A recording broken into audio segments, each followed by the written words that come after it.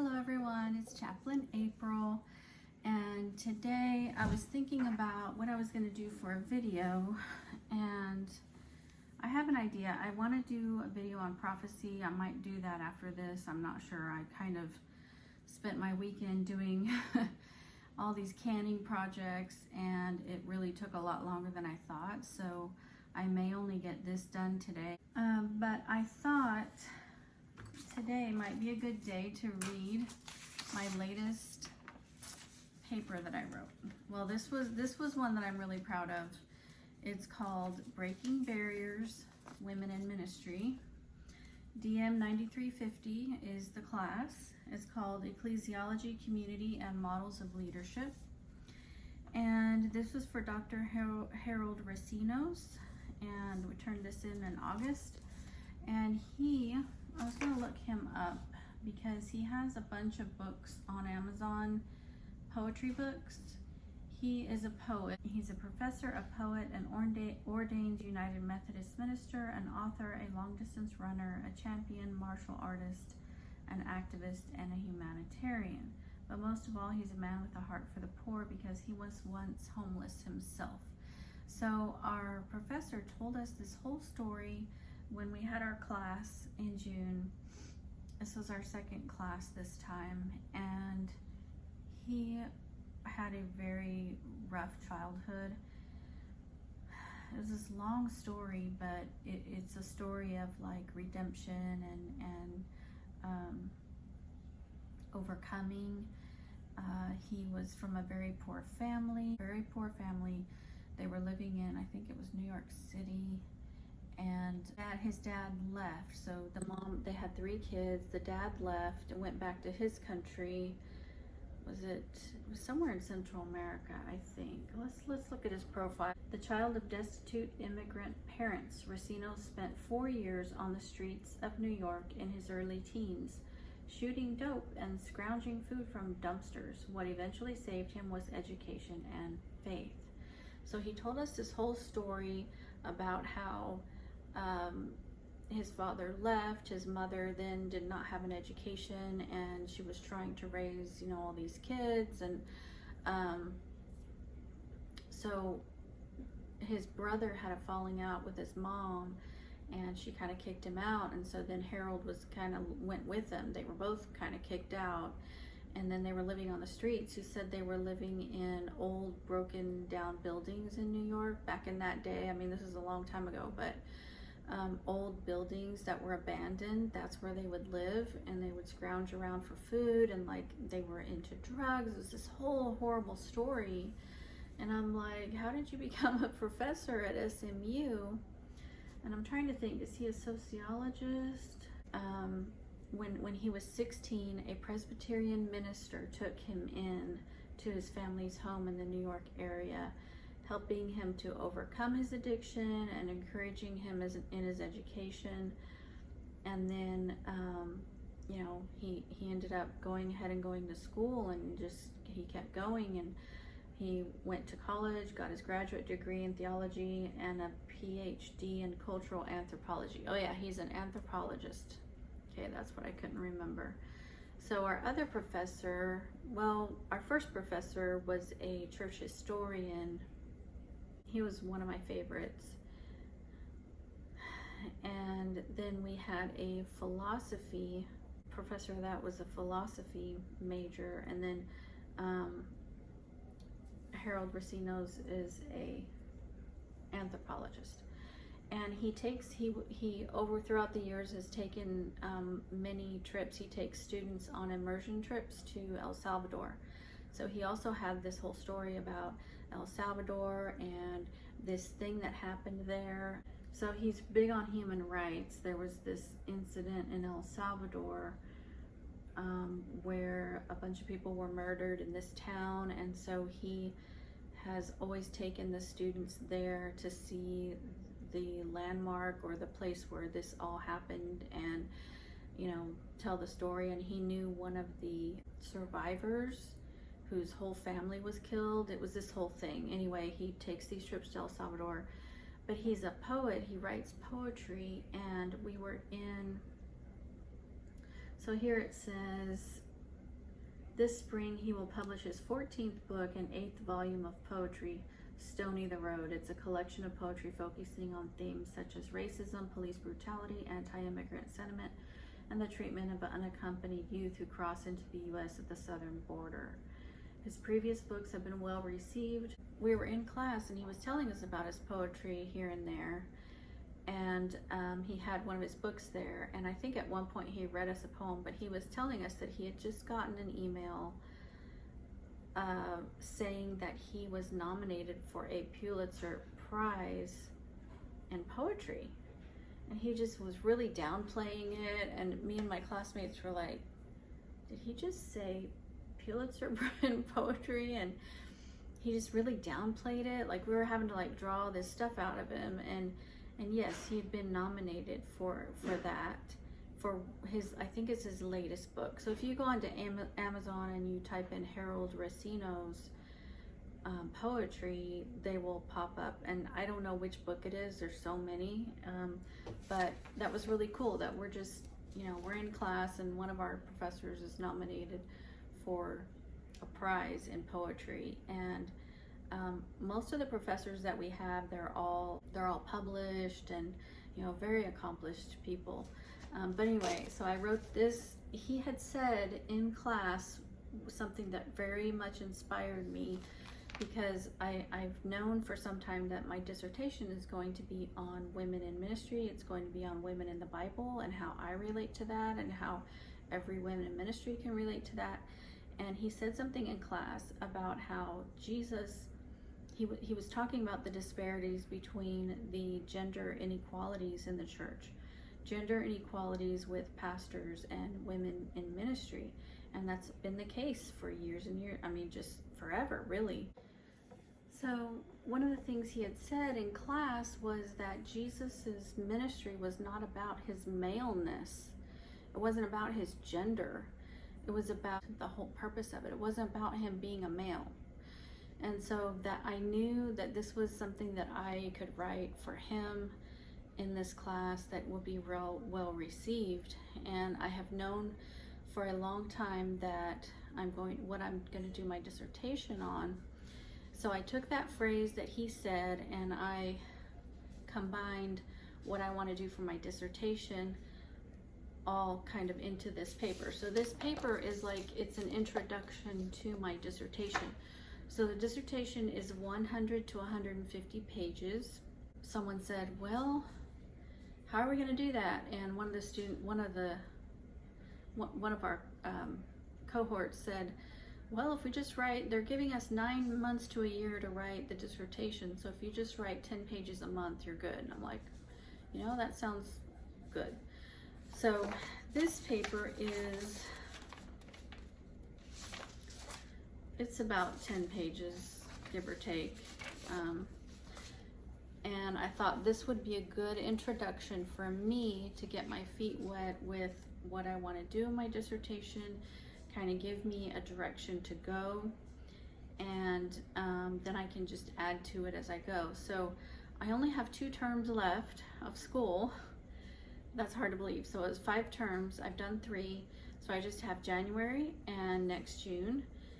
But I only have 1 set of classes left, in-person classes. So January's in-person classes. Next June is all dissertation. There's 2 classes that count for credit and everything, but it's your advisor for your dissertation, and then the first reader and a second reader. Anyway, this whole thing. So I only have 1 set of classes left, and that's in January. And actually, the first week is an immersion trip to another town in Texas. So we're not even going to be in Dallas that week. I'm going to be in a whole nother town. And I was talking to some of my classmates about that, and I'm like, oh, that's going to be really cool. It's going to be like an a mission trip, right? And they were like, no, April, it's not a mission trip. It is an immersion trip. And I said, okay, well, what do you mean? And so this class that we're doing is very hush-hush. No one's supposed to talk about it. Okay, it's called an immersion trip, but they said they're going to like put us in a tent and like tell us, you know, give us $5 and we have to survive for 5 days or something. And I'm like, what? I didn't sign up for that. I don't want to do that. So it's kind of like humbling us and, you know, making us realize, you know, that I don't really know, that we should be thankful and appreciate everything in our lives. And I'm like, well, I already lived on the mission field. I don't want to have to do this again. And I'm not trying to go back, you know? So that was my take on that. I'm like, immersion trip? I hope, no. So the trip is very hush-hush. So none of the other classes will tell you about what you're gonna go through in this immersion trip. So I don't know. I hope I can survive that, because I am not like a survivalist type. I do not enjoy camping out in a tent somewhere and, you know, scrounging around. Like, that's not my thing. So I know I'll survive it, but it's gonna be a challenge. Like those people that go on Survivor, you know, the actual show, that's not me. I wouldn't make it. I wouldn't make it 2 days on there. Like, no, I'm not doing this. So anyway, back to my paper. So I'm going to read this to you because this is, I sent it to my mentor. She really liked it. Just recently, like, I don't know, last week I sent it to her and she read it and really liked it. So we're just going to read through it. Breaking Barriers, Women in Ministry. Growing up as a missionary and pastor's kid in Costa Rica, I was immersed in a vibrant faith community that celebrated diverse expressions of worship and service. My journey as a female chaplain for over 20 years has been deeply fulfilling, yet it has also exposed me to the institutional barriers that women in ministry often face. These experiences have shaped my understanding of the significant yet frequently overlooked contributions of women in the church and the emotional toll of exclusion from leadership roles. This paper explores the theological arguments against women's ordination, the historical context of women's roles in the church, and the profound emotional impact on women who feel called to preach but face institutional barriers. By examining these dimensions, this paper argues for greater inclusivity and support for women in ministry, highlighting the need for ongoing dialogue and reform within faith communities. So if you are in a church or even a denomination that does not agree on women being ordained, then you might not want to watch this video and you might not want to hear this paper. But this is my life's mission right now. Like, this is a soapbox that I will die on, probably. This is something that I feel so strongly to my core. And it is something that people have used the Bible to beat women down in ministry. And I am here to do my dissertation and to prove that that should not be the case and that it's so wrong. So that's what this paper is about.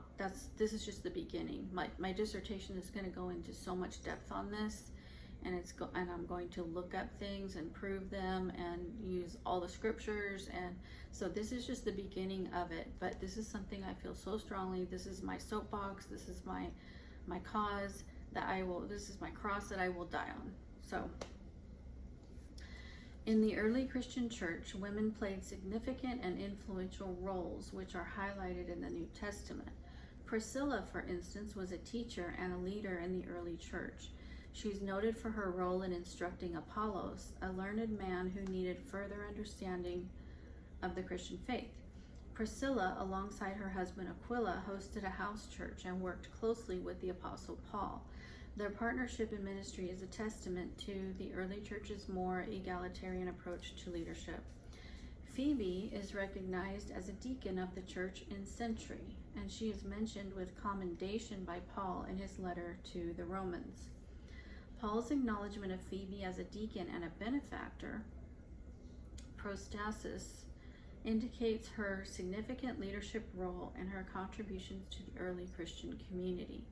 Her role as a courier of Paul's letter to the Romans also suggests a level of trust and authority bestowed upon her by Paul himself. Junia, so this is probably, she's going to be my key figure that I'm probably going to focus a lot on. Junia, another notable figure, is described by Paul as outstanding among the apostles, indicating her significant role in the early church's leadership. So there's this controversy about that phrase, outstanding among the apostles, and how it was translated. So for my dissertation, I'm going to look into the translation of that phrase to see if it has been looked at wrongly or not. That's to come. Haven't done that yet. So, indicating her significant role in the early church's leadership, the recognition of Junia as an apostle. So it's possible that Junia was one of the apostles. That's where the controversy is coming in. And if that can be proven, if we can prove that there was a female apostle, we know that Jesus was a great liberator of women. He always liberated women. Whenever you look at the stories where he is with another female, like the woman at the well, the woman with the issue of blood, all of these different female figures that he comes in contact with, he always heals them, frees them, liberates them. The woman caught in adultery, he said he sent her away, when she was in danger of being stoned from the culture. He did not want that to happen. He did not allow that to happen. And he also included women in his ministry. Right here, we're seeing this in my paper. He had deaconesses. He had people that helped with, the first century church. The early church. There was women always involved. And so now, because of a few cultural things that are in a few verses that also may have been mistranslated, women have been denied roles in the church because of these verses. Okay, where did I leave off? I got on a rabbit hole here, rabbit trail. The recognition of Junia as an apostle has been a point of contention in biblical scholarship, with some translations attempting to render her name as masculine. So they're trying to make it Junius, to undermine her apostolic authority. However, recent scholarship affirms Junia's female identity and her esteemed position among the apostles. So in that phrase up here, it says outstanding among the apostles. Was she an apostle? I guess we're going to find out. By the time I do my dissertation, we will know. It's highlighting the inclusive nature of early Christian leadership.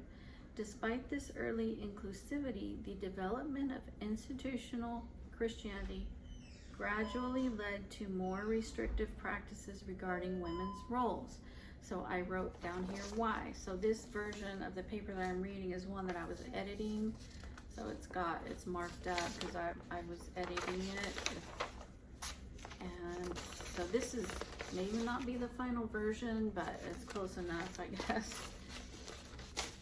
So why, even after this early inclusivity that we have in the early church, do we now have more restrictive practices? So we've actually kind of gone backward.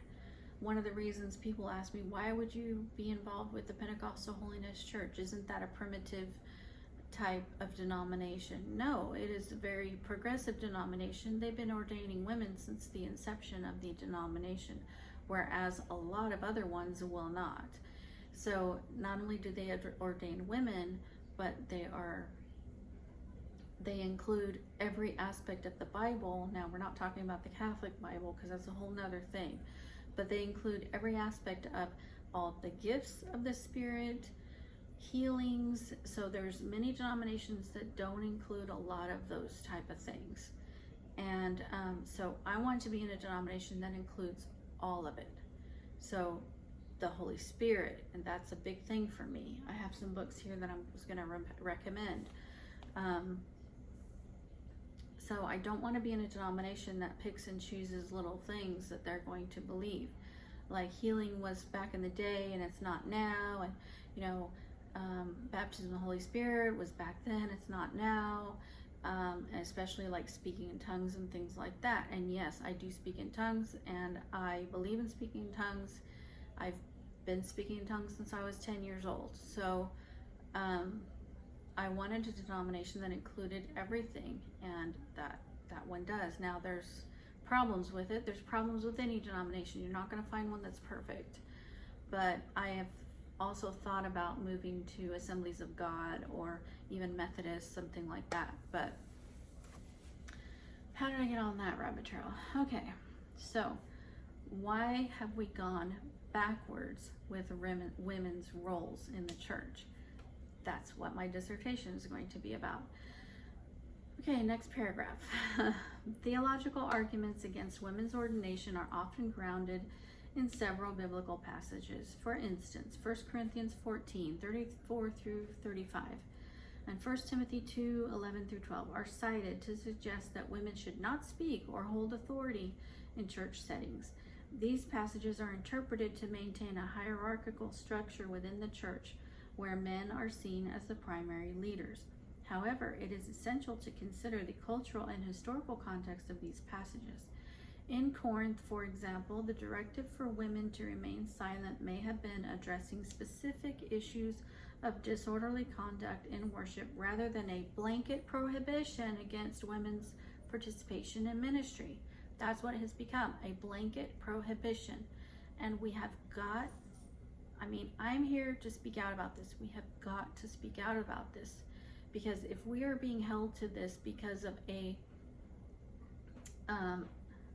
specific issue that was happening in that church in that time period, in that day, we should not be held to a blanket prohibition because of that. So that's why these things need to be proven. They need to be really interpreted correctly. They need to be fleshed out. So I want to go back to the whatever was written in Aramaic or whatever and find this out, because this has got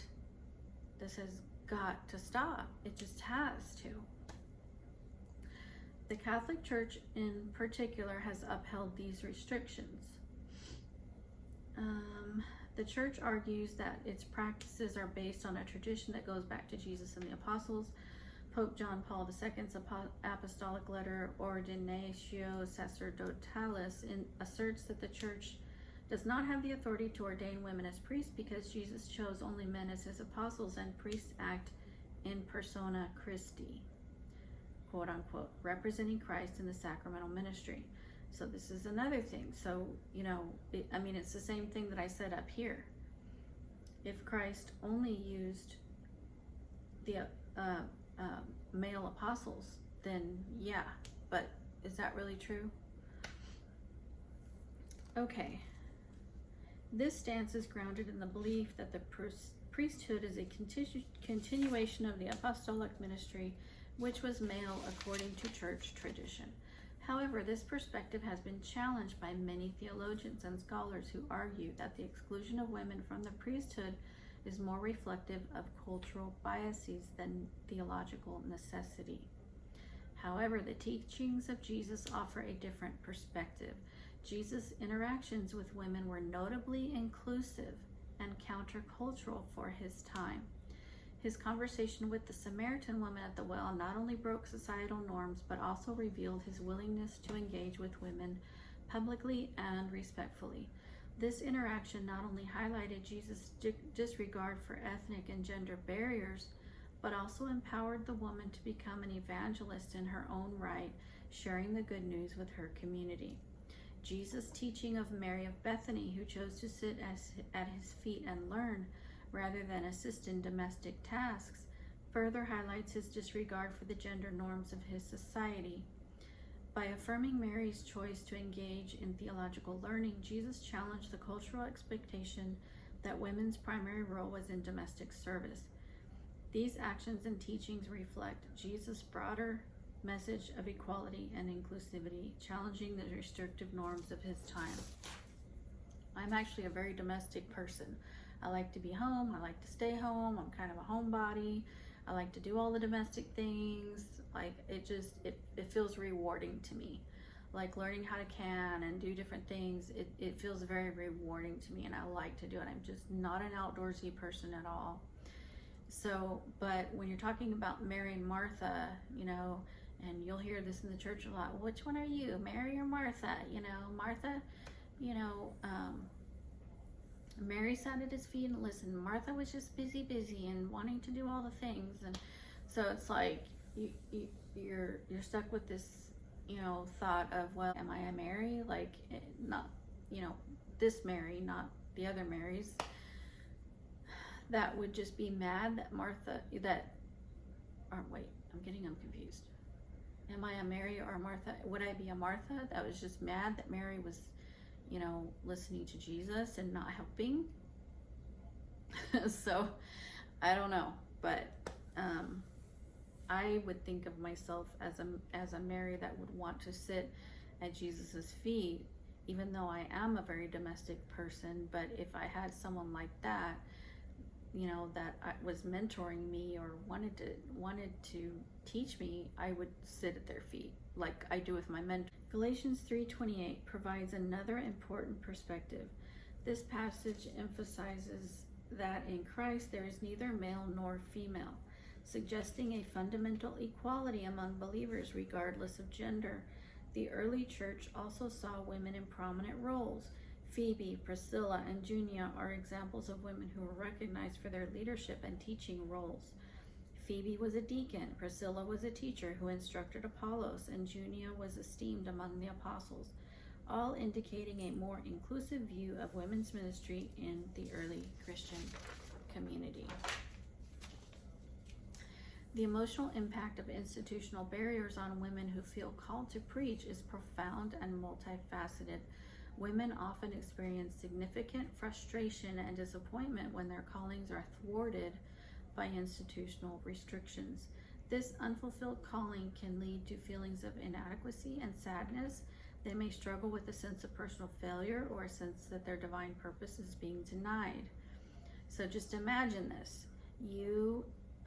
And I think I included this in here, there's that movie Yentl, Barbara Streisand, where the poor girl just wanted to go and learn, but she couldn't because she was a female. So it's like, that's how it feels if you watch that movie. It's like, I just want to read. Like back in the day, women could not read, you know, even just 100 years ago, we were given the right to vote. Like, women can't do this, they can't do that, they can't do that. It's just like, where does it end, you know? And now here we are, and we think we're so progressive in 2024, but we're not when it comes to this.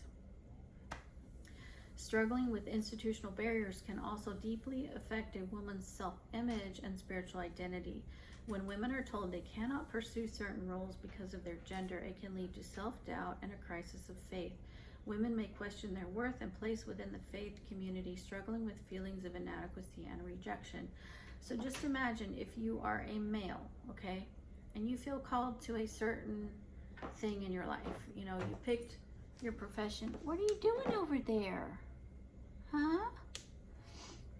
But then someone comes along and tells you, no, you can't do it, which happens a lot. It happens with families, you know, where the parents want a child to do a certain thing that they may not want to do or they may want to do.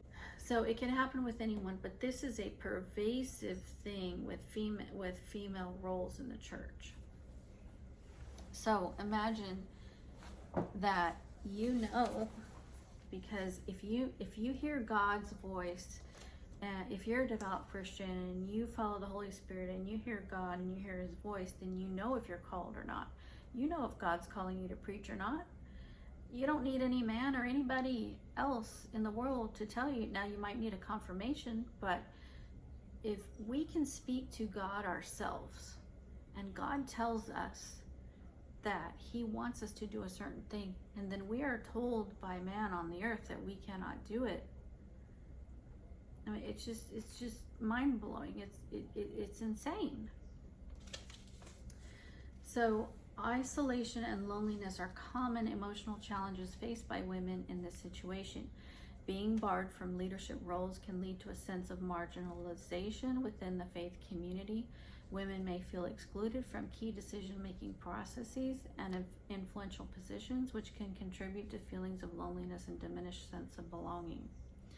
So it's like, okay, I know I'm called to do this one thing, but I can't do that because these men over here are telling me that I can't, even though God says that I can. This is where my favorite movie comes in. It's called The Inn of the Sixth Happiness, and where this woman wants to be a missionary. She knows she's called to be a missionary. Everybody on the planet tells her she can't do it. But if you follow God's call, then you know that you're going to have success. And she did it anyway. And the movie is amazing. But this is what we're talking about here. The emotional strain caused by these barriers can lead to mental health challenges. The stress, anxiety, and depression resulting from ongoing conflict between personal aspirations and institutional limitations can significantly affect overall mental well-being. Women might experience burnout, fatigue, profound sense of emotional exhaustion as they navigate these barriers. So it's like, okay, I'm called to do this, but I'm only going to be allowed to do that or this. So it's like, it causes stress, it causes diminished sense of belonging, it causes anxiety because they're telling me that I can't do the thing that I know that I was created to do. Additionally, personal relationships with family and friends may be strained as women attempt to reconcile their calling with institutional restrictions. The lack of understanding from close ones, combined with the broader challenges faced in pursuing a calling, can lead to social and relational difficulties. In response to these challenges, many women find alternative ways to serve and express their calling. They may engage in lay ministry, teaching, or community service. Look at me, I'm doing Bible studies online, for YouTube. Finding fulfillment in roles that do not require ordination, even though I am ordained, but a lot of women aren't. One of my best chaplain friends is a Catholic chaplain, and she will never be ordained. While these roles can be deeply rewarding, they may still feel like a compromise compared to the opportunities that ordained ministry would provide. Many women also engage in advocacy and reform efforts within their faith communities. They work towards greater inclusivity and address traditional limitations on women's roles. Various organizations and movements aim to reform institutional practices and support women in ministry, seeking to create more equitable opportunities for leadership and service. Prominent female Christian leaders such as Joyce Meyer and Beth Moore have made significant strides in ministry. Despite facing considerable opposition, Joyce Meyer, a well-known author and speaker, has built a global ministry that emphasizes practical Christianity and empowerment. Her influence extends beyond traditional church settings, reaching millions through television, books, and conferences. Meyer's ministry demonstrates the potential for women to lead and inspire vast audiences, challenging the traditional gender roles within the church. Beth Moore, another influential figure, faced significant backlash within the Southern Baptist Convention. Despite her popularity and extensive contributions to Christian education and ministry, Moore's outspoken stance on gender equality and her criticism of the SBC's handling of abuse scandals led to her departure from the denomination, and this was not very long ago. Her exit highlighted the ongoing struggles and resistance faced by women in leadership roles within certain denominations. Moore's experience underscores the tension between personal conviction and institutional opposition, illustrating the challenges women face in advocating for gender equality within conservative denominations. The controversy surrounding Rick Warren, and this blew my mind. This was like last year. Rick Warren is a very well-known Christian, evangelical Christian pastor in, I think it's California, who wrote The Purpose-Driven Life. Like, this guy is influential. He has a huge church. Is it Saddleback Church, I think? Okay. A prominent minister and author of The Purpose-Driven Life further illustrates the challenges related to women's ordination. Warren's Saddleback Church was expelled from the Southern Baptist Convention in 2021. Okay, not last year. I guess it was 3 years ago. But maybe I found out about it last year. After ordaining 3 women as pastors, they expelled him from the Southern Baptist Convention. I was so appalled at this. So appalled. You're going to expel Rick Warren, who is an extremely well-known and influential person of the faith. You're going to expel him from your denomination because he ordained 3 women. This is what we're facing right now. This incident shows the deep-seated resistance to gender inclusivity in ministry within some evangelical circles. Despite the growing advocacy for women's leadership, Warren's stance and the subsequent backlash reveal the contentious nature of the debate over women's ordination within evangelicalism, highlighting the need for continued dialogue and reform. Expanding the global perspective reveals that the roles of women in ministry vary widely across different cultural contexts. In many African and Asian Christian communities, women serve as pastors, evangelists, and church planters. For instance, in Nigeria, the Redeemed Christian Church of God has ordained female pastors and recognizes their significant contributions to church growth and community development. Similarly, in South Korea, women have been at the forefront of the church's explosive growth, often leading large congregations and influential ministries. These examples underscore the potential for women to lead and thrive in ministry roles when cultural and institutional barriers are addressed. The emotional toll on women who feel called to preach but face institutional barriers cannot be overstated. Personal testimonies reveal deep-seated frustration, sadness, and a sense of injustice. Women who have dedicated their lives to ministry often feel betrayed by institutions that refuse to recognize their calling. So here's my beef. If God is calling me, who is any person to tell me that I can't do it or I shouldn't do it? Because I'm going to go with what God tells me above anyone. This emotional burden can lead to long-term psychological and spiritual struggles, affecting their overall well-being and faith journey. In conclusion, the plight of women in ministry is complex and involves theological, historical, and emotional dimensions. The historical context of women's roles in the early church, such as the contributions of Priscilla, Phoebe, and Junia, reveals a more inclusive approach that has been overshadowed by later institutional restrictions. Theological arguments against women's ordination, often grounded in specific biblical passages, require careful contextual analysis to understand their cultural and situational relevance, and they have not been given that. I have yet to see someone speak on this. I have yet to hear a sermon on this where someone takes careful contextual analysis to understand the cultural and situational relevance of those particular passages. I'm not talking about a sermon on it. I'm talking about a sermon where they take careful analysis. I have not seen it, which is what I plan to do on my dissertation.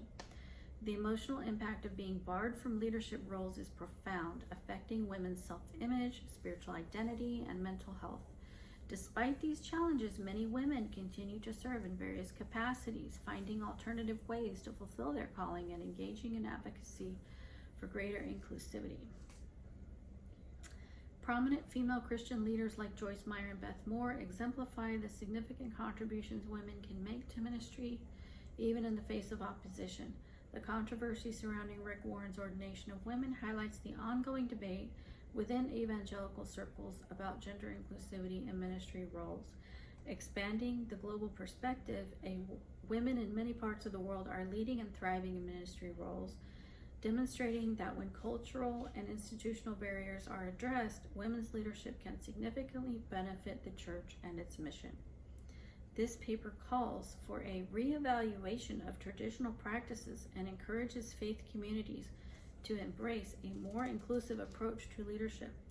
By recognizing and supporting the contributions of women in ministry, the church can more fully reflect the egalitarian vision of the early Christian community and the inclusive teachings of Jesus. So my professor, and here's the end notes. My professor gave me an A on that paper.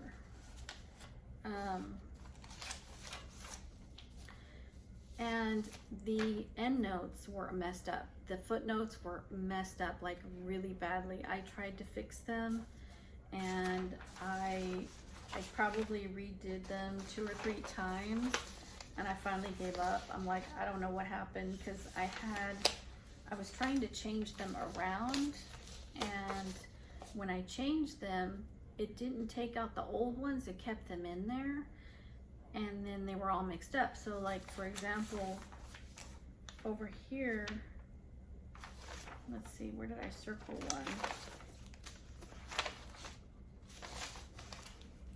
Well, anywhere, like right here, this says endnote 10, and it's not supposed to be there. So anyway, it was a mess, the endnotes.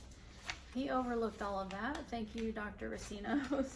He overlooked all of that and just didn't even, you know, it's like, that's a technicality. The fact that the footnotes are messed up is really a technicality. Let's look at what this paper is doing and if it fits, you know, the assignment. And so obviously, apparently it did. And so I am really happy that he overlooked that part of it. And I know that I know I'm very strong on this, but it's like, here we are in 2024, and we should be way past this by now. And all it's doing is keeping people that God has called down and keeping them out of their calling. So they either have to switch denominations or go independent, or, you know, do something like that, where they don't have the backing. If you go independent, you don't have the backing of a denomination. I mean, it's this whole thing. And like, why are we having to do this? So this is what I'm going to do my dissertation on. This is the beginning of it. There's a lot more I need to do, a lot more studying and in-depth study and, you know, contextual analysis that I have to do. So, but I think it'll be really good. I think it's going to teach me a lot, trying to, you know, studying all of this, and maybe shed some light on this whole thing is what I'm hoping to do with the dissertation. So that will be turned into a book. I already know that it's going to be a book. So I'm basically going to be writing a book on this. I already have the title. That's all going to be saved for later. But so after January is our last 2 classes. So we have the immersion trip that we don't know anything about. They're going to throw us to the wolves, I guess. I don't know what we're doing. And then the second class is in Dallas, and it is all about our dissertation. So I think the bulk of our studies and the bulk of all the paper writing and all of that is done. Because the second class on the dissertation, I don't see how much homework and stuff we probably will have some, but it's going to be a little bit different than what we've been doing. And then next June, it's all dissertation stuff. And then they give us a whole year from next June to write the dissertation, turn it in, defend it, and get it, you know, approved and everything, so that we could graduate in 2026. So anyway, that's, it's exciting. I mean, it's kind of, it seems like a long way off, but, you know, January's coming up, and then that will be my last classes. So I'm excited about that. I'm excited about the start of my dissertation. This has my, like, the juices flowing, you know, so to speak, for what to look into and look for more females that Jesus was inclusive with in the Bible, and just kind of really expound on this. So thanks for listening to my soapbox, and I hope this helps some women in ministry, and I want to give hope to those women that do feel like they're called to preach, they're called to pastor, they're called to do whatever it is that they feel called to do, that they will be able to do it. That someone is going to speak up and speak out. And even though I'm up against, all kinds of barriers, it doesn't really matter to me. I'm going to speak up about it. I know there's other books written. I'm going to read all of the other books about it, and all women in ministry and women in the Bible. So thanks for listening, guys, and I will see you in the next video.